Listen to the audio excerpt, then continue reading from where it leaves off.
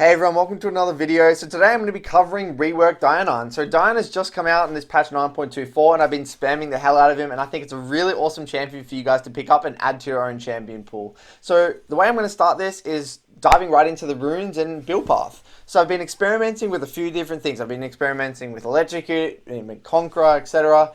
And I've finally decided that I think the Conqueror tree is the best for Diana.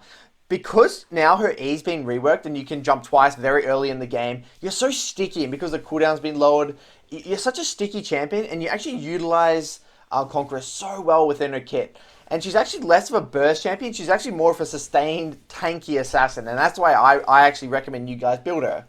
So, diving straight into the runes, I like going Conqueror, Triumph, the Alacrity one for the attack speed because I think it works really well with a kit. If you're versing a very high CC oriented team composition, then you can also go for the Tenacity one, but you know that's very situational. And then finally, Coup de Grace at the end just to finish off people who are low HP. And then in secondary, I really like going the Domination tree. I don't feel like you need to go Biscuits, like, because you can just start Dorans anyway. So I like going Sudden Impact for that extra burst damage when you dash because you're a very dash oriented champion, and then just Ravenous Hydra for that extra healing. So in terms of summoners, I've been testing with both Ignite and Teleport, and I think Teleport is just a lot better with Diana. It's more versatile across pretty much every single game. You know, Ignite is so on or off. You know, sometimes it works really well because you can get that early solo kill, but if you're versing a better opponent, and especially if you want to climb to high diamond, Teleport's going to be a lot more consistent in your games, and I'll kind of explain that as this video goes on. And then lastly, for build, I've been playing around with differing builds like the full glass cannon with starting Rabadons, or, you know, along those lines with Lich Bane. But what I've realized is I feel like Diana needs a lot more HP nowadays, especially since you're going Conqueror. So you're going to be playing for more of those sustained fights. So the way I like to build her is start with Dorans because you don't really need Corrupting Pot since you have so much tankiness with your W. And I like to go into Proto Belt. And Proto Belt gives you both a better gap closer, gives you that extra CDR, gives you a bit of extra damage in your combo, and it overall makes you quite tanky, and it works really well with her kit. And then after Proto Belt, it depends. If you're versing a heavy AD comp, you can go straight into Zhonya's for that extra survivability. But if you feel like you're snowballing or you're versing a very squishy team comp, you can go straight into Rabadons, or if they're stacking MR, you can go into Void Staff. If you need a bit more HP and they've got, you know, healing, you can also go Morellos. So a lot of the time I find myself going Proto Belt into Rabadons, or Proto Belt into Morellos, or Proto Belt, you know, into Void Staff, into Zhonya's, or something along those lines. And as the game progresses, then you can just finish it off with the core items like Rabadons, etc. You know, just the key items there. So how do you know what to do in the early game with the early waves? So if you're, you know, level 1, 2, and 3, so depending on your matchup, let's just say you're versing, you know, any of these melee matchups like we've got here, you're versing Zed, or you're versing Fizz, or you're versing a high cooldown mid-mage that has, you know, really long cooldowns, so you can just push them in early with your W and your autos and your Q and your passive, then you can look to back up your jungler on Scuttle. And this depends on two things. It firstly depends on your ability to shove the wave early and get push, and it also depends on the willingness of your jungler to even want to contest early risk scuttles, or even look to invade. So in this specific example here, you know, I've got a Graves who's quite stronger than the Eve in the early game. I know he wants to push in and contest River, so I'm here. The way I did that is I pushed my wave early, and I'm able to get to these fights way before Zed, and we're able to pick Evelynn in the jungle. So let's take another example. So conversely, in this example, I'm actually playing Diana versus Zilean, and Zilean's very hard to push in the early game because he has pretty good wave clear, because he can just double bomb the wave, and he can just can constantly harass me. And the other condition here is that my jungler actually did more of a farm-oriented path. He did 2 camps topside, went all the way to bot, and now is going all the way back topside. It doesn't look like he wants to actually control River early. So that's a combination of both me not being able to push out my laner in the first few levels. So what do you do in this position? So generally you just want to try and thin the wave as much as you can, mitigate that damage using your W, and catch waves under tower. And then this is where you got to wait for your jungler to come to set up a gank, or you just want to farm and use your teleport to come back for an early base, maybe with a Dark Seal refillable and a pink ward or something along those lines. So what we're going to do now is I'm going to show you through a few differing examples of great wave locations for Diana. So if we do a quick pause here, what do we see with the wave? So we see that Fizz is actually trying to push up here and, break the wave, push it under tower, make sure it crashes and pushes back to him. So why is this a really great position for Diana? Well, as we play it out, so look at this. Diana now has so much room in this long lane. So Fizz has respect to be able to jump down and chase and constantly proc Conqueror and get a really favorable trade-off. And when he goes up for the CS, you can jump. And then look at that. He has to E backwards. And now, I had the opportunity there to either freeze. Now I can build my own slow push, which into a roam, into getting my own Raptors, or backing up my team, or even a reset, or something along these lines. So notice how having the wave on this opposite side of the lane, on my side of the lane, sorry, is so favorable for Diana. Again here, this is another classic example of having the wave in a great position. So it's all the way up on my side here, so Zed actually wants to go up in Q, you can just walk up, E, get the double E, and then auto, you get your 10 stacks of Conqueror very, very fast, and then you get a very favorable trade. So here, just reiterating the great wave position for Diana and how you can replicate it in your own games, you really want to just be making sure that you're last hitting. And the only downside to this strategy with Diana is that you can't really keep it there forever because your passive has that AoE function to it, so it's just going to naturally push. So make sure when you have these positions where the wave is on your side, make sure you have the vision first to be able to all in. But these are the opportunities that you really want to take to be able to Q in when Zed or when your opponent walks up too far. You have the appropriate vision, and that's where you can start to take those long trades down the lane, start building up your Conqueror stacks, ordering, procking up your passive, and getting that really, really solid damage. And that's where you can start to getting some really good trades, and that's where you're going to be able to that's when you're going to be able to start exerting your pressure around the map. So what I want to do now quickly is talk about bad wave positioning for Diana. So here I just get a deep one and end up taking the Raptors off Evelyn. But then look at my wave right now. So I walk back to lane, and why is this a really bad wave position for Diana? So if I scroll my camera and pan my camera here, let's just pause this for a second and break this down. So look at this. So the wave's actually, it's actually stuck and frozen outside the tower. I know Evelyn's around the area. So why is this a bad position? Well, I can't all in him down the long lane because I can't E on him. Otherwise, I'm going to be too close to tower. I'm going to be vulnerable. I can't roam right now because then he's going to be able to push this in and deny me a lot of CS. And, if I roam as well, he's either going to be able to roam himself or deny me a lot of CS. He might be able to get a plate. I'm going to get really far behind an XP and gold. So what do you do in these type of positions, and how do you minimize getting in these sort of positions? Well, you got to really make sure that when you get in these positions, you got to know your intention. Okay, is my jungler nearby, and can I use him to be able to reset the wave? Well, in this position, he's not really in the area, so I'm a bit scared to walk up. Or, am I strong enough to 1v2 in which I can just quickly go in, Q, auto, W, and, he can't all in me and the jungler can't kill me as well, so I can 1v2 and I can just break the freeze and roam myself. Or you can just not get it into this position in the first place and make sure that you have the appropriate vision, and then when you do start to slow build that wave out from your tower, you have a clear intention. Am I all-ending him in the long lane by keeping the wave here, or am I, hard pushing it in and then looking to roam? So this you can kind of see here how this is the sort of wave position that you really, really want to avoid when playing Diana, because it doesn't play to your strengths whatsoever. So here, this is just another quick example of another kind of poor situation for Diana. So in this game, I was actually versing Veigar, and you can kind of see with this wave position, look how awkward it is. So I'm not really building a big wave and looking to roam because I can't. Because I'm versing a Veigar and he's actually quite strong at this point. My jungler's not playing around me, so there's no real, kill threat. Even if the wave's on my side, nothing can really happen. He can just push it in by himself.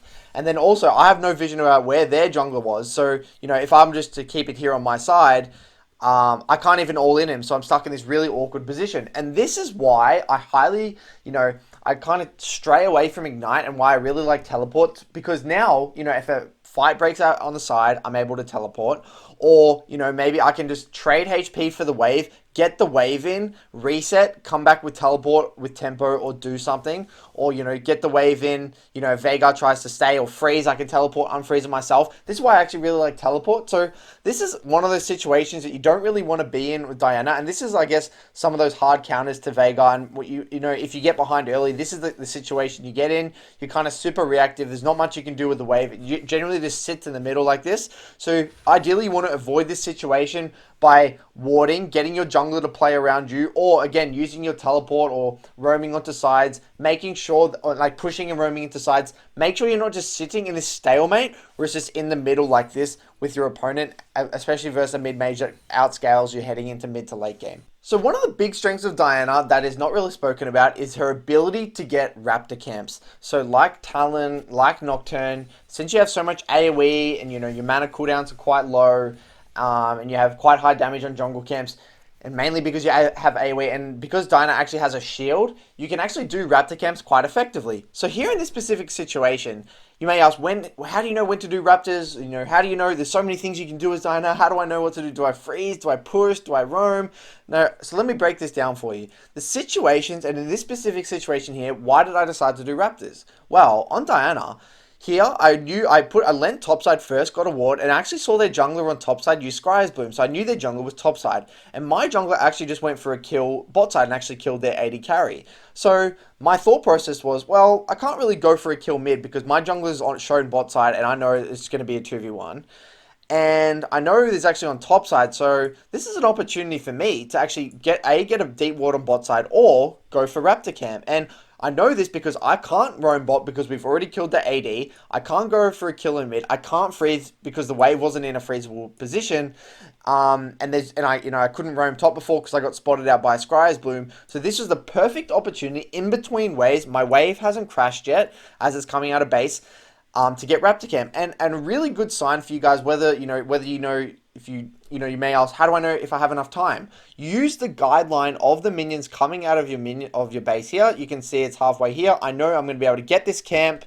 I'm going to be able to get a deep ward to make it safe. And as this wave's crashing, I'm pretty much already back here. Fizz can't get the wave in before I'm back. So this means it's a pretty successful take of the Raptor camp. And this is kind of how I break down taking Raptor camps as Diana. So conversely, if you're not taking Raptor camps and you're not playing for the 1v1, setting up a freeze, or setting up a gank on your laner, what can you do? Well, Diana is actually quite good at roaming. So that's the other thing you can do. And remember, before I go into this, roaming always takes precedence over taking Raptors. Roaming, number one, taking Raptors, number two. So in this specific example, generally what you want to be doing actually is shoving a wave first so you don't lose plates and lose CS under your tower, then roaming. But in this specific example, when you're behind, going for these riskier roams is quite good, sorry. And then also, GP was out of position here. So I thought this was an opportunity to kind of make a play from behind, back up my jungler. If their jungler shows here, it'd be an easy 2v2 or 3v3, but luckily their jungler showed bot side. So for me, all I was thinking about was,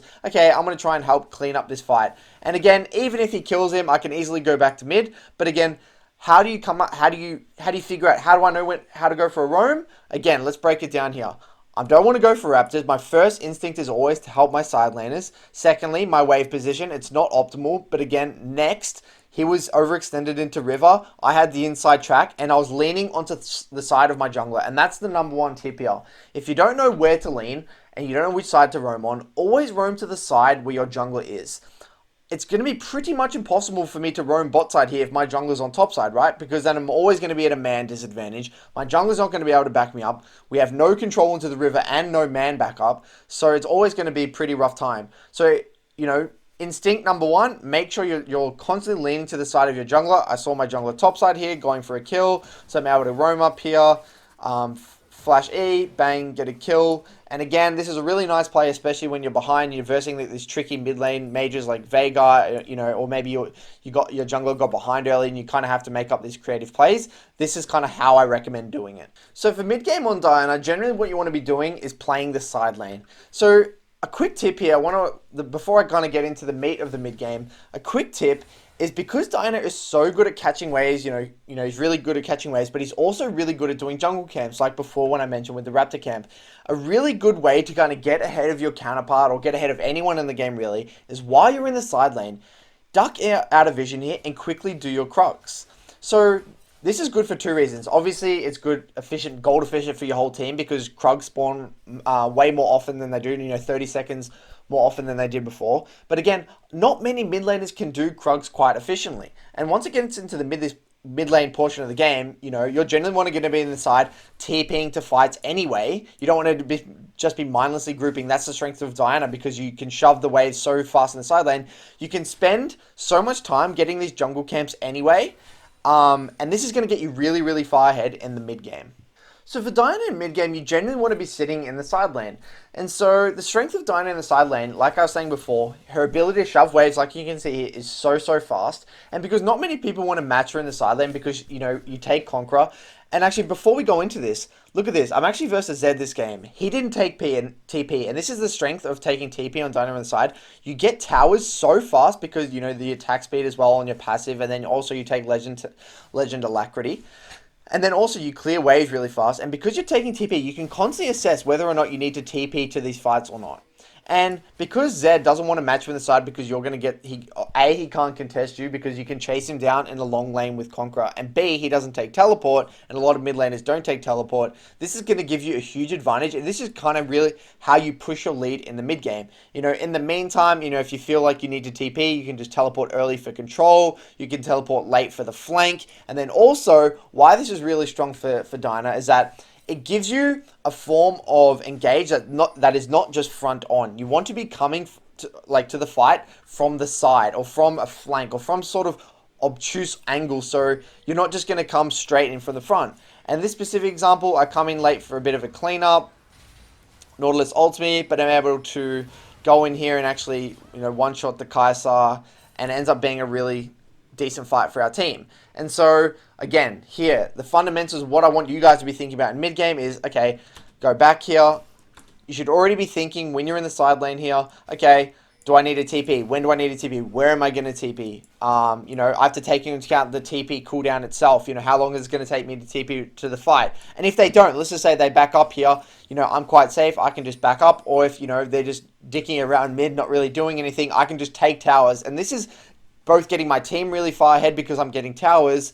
It's, you know, it's obviously getting structures, but also I'm getting really far ahead because, you know, the enemy mid lane is not getting farm that I'm getting. So this is a really, really solid way of kind of approaching that mid game on Diana. You know, and lastly for mid game on Diana, again, you know, as it gets later and later in the game, you're going to be looking to continually push, but again, constantly getting Krugs on spawn like this on the side. If the enemy, you know, comes, there's two things you can do. So in this specific example, I actually take the Krugs here, and I'm constantly looking to TP. And if, you know, if there's no fight going to break out, there's the other thing you can do is you can also potentially set up a pick on the laner.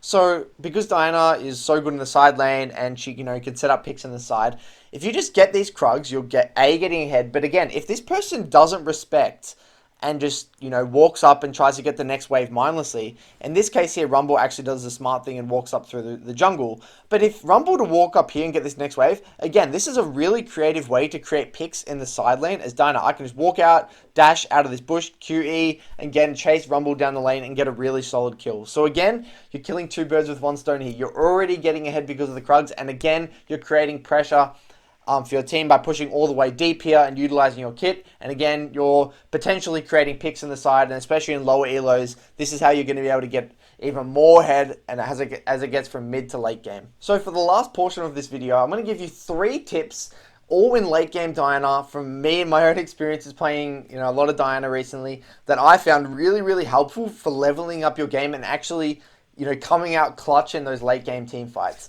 So I'm actually going to use an example first from a fight that isn't in late game, but I think as an overall concept is super, super important and has actually been pretty much life or death in these late game team fights. And that is really focus on hitting that first Q.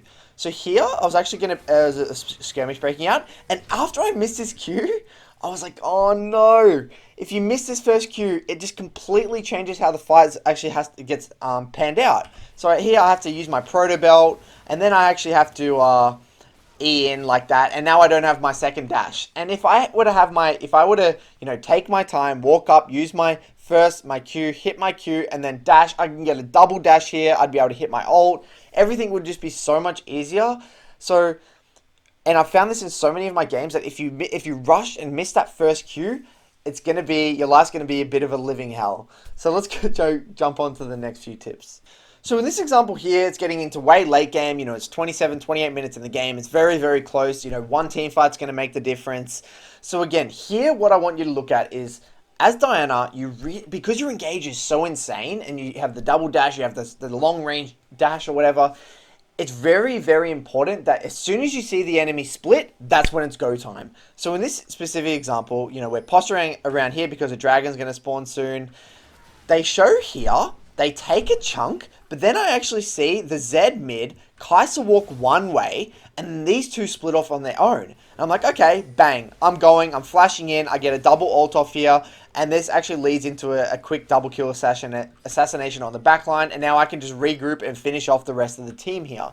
So this is a fight that just wouldn't have happened, or like a lot of the time, Diners, they just trying to fight the 5-on-5. Yes, that can work, but in my games, I found that Diana is best. As soon as you see the enemy split, she's really good at picking off 2 or 3 members and engaging the fight for your team if they're split. And that's how you create an obvious team fight advantage. And generally, that's a really good way to kind of win those mid to late game team fights. So here in this game state, it's the last team fight of the game. It's 31 minutes in. It's getting very much into late game. We're versing a very heavy team fight comp. We're a very heavy team fight comp. And it's getting quite scary because they have a Jax who's just about to start splitting in the side who's very fed. So here, tying back to tip number 2, as soon as they're split, our team decides to go.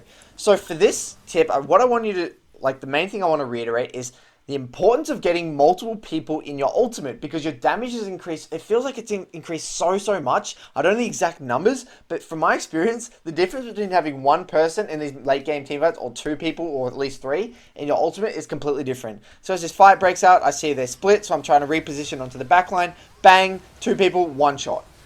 And so 2 things here. Obviously, they're split, so I'm able to kind of go in.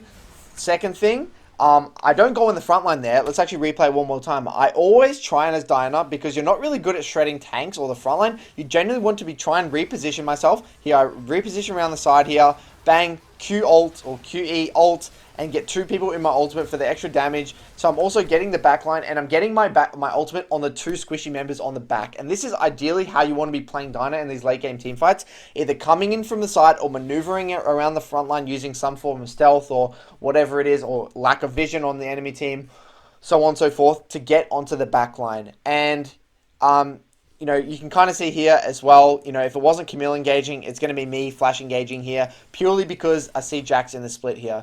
So if you can implement these, a few very small, yes, they're small and they may seem insignificant, but again, as it gets to late game, it's these very small details, these I think they're quite major, but you might think they're quite small. These small details that really, really make the difference in late game. So I hope you guys enjoyed this video. I tried to go a different approach rather than going just through the basics. Made this video as if, you kind of have the basics down pat. I want to go into more of those specific things that really have kind of made the difference for me in my games. So hopefully this really helps. Try it out in your own game. If you have any questions, leave in the comments below. Cheers. Thanks for watching.